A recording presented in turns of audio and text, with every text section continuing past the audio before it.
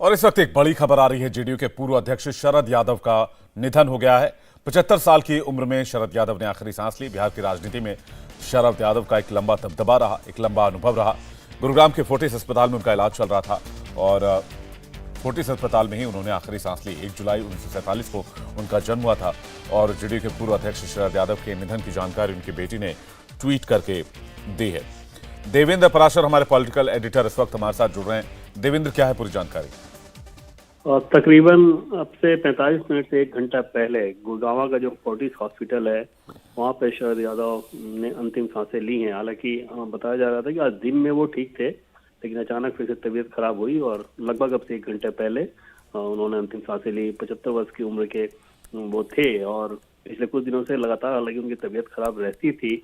और हम सभी जानते हैं कि पिछले 2-2.5 साल की अगर बात करें तो मौके पे उनकी तबीयत खराब होते रही, फिर उसके बाद ठीक होकर वापस आ जाते थे। लेकिन आज वो उन्होंने अंतिम सांसें ले ली हैं। अगर उनके परिवार की बात करें तो उनकी पत्नी डॉक्टर रेखा यादव, एक पुत्री हैं और एक बड़ा नाम शरद यादव रहे हैं। शरद यादव की राजनीति की बात करें तो भले मध्य प्रदेश में उनका जन्म हुआ, लेकिन मध्य प्रदेश से बाहर उत्तर प्रदेश और बिहार में भी उन्होंने राजनीति की।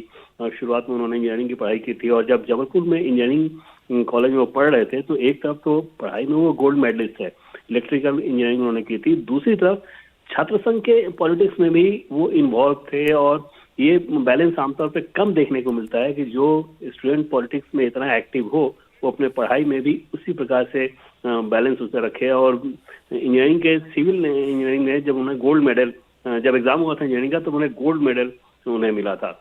और राम मनोहर लोहिया के विचार से वो बहुत ज्यादा प्रभावित करते थे, बार बार इस बात का जिक्र भी करते थे। और मीसा के तहत जब इमरजेंसी लगा उसके बाद 1969-70 में या 72 में 75 में लगातार उनको हिरासत में लिया गया था। उसके बाद जब मंडल कमीशन की सिफारिश को लागू करवाने का माहौल बनाना था तो उसमें भी शरद यादव ने बहुत अहम रोल अदा किया था। 1974 में मध्य प्रदेश में जो जबलपुर लोकसभा सीट है वहां से सांसद चुने गए और आप अंदाजा लगाएं कि एक तरफ वो मध्य प्रदेश में जबलपुर से सांसद चुने जाते हैं तो दूसरी तरफ बिहार के मधेपुरा से भी वो सांसद चुने गए। तो ये एक तरह से अनूठा, कुछ नेता भारत में ऐसे रहे हैं जो किस प्रकार की अनूठी पॉलिटिक्स जिन्होंने की है, अलग अलग राज्यों में जाकर वहां भी अपनी स्वीकार्यता बना लेना। शरद यादव भी उनमें एक थे।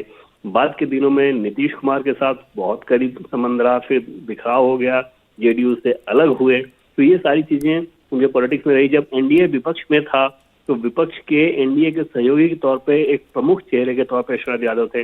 और तब जब भारत बंद कराया जा रहा था विपक्ष के द्वारा तो उसमें शरद यादव का भी बहुत अहम रोल रहता था। वाजपेयी की सरकार में वो मंत्री भी थे।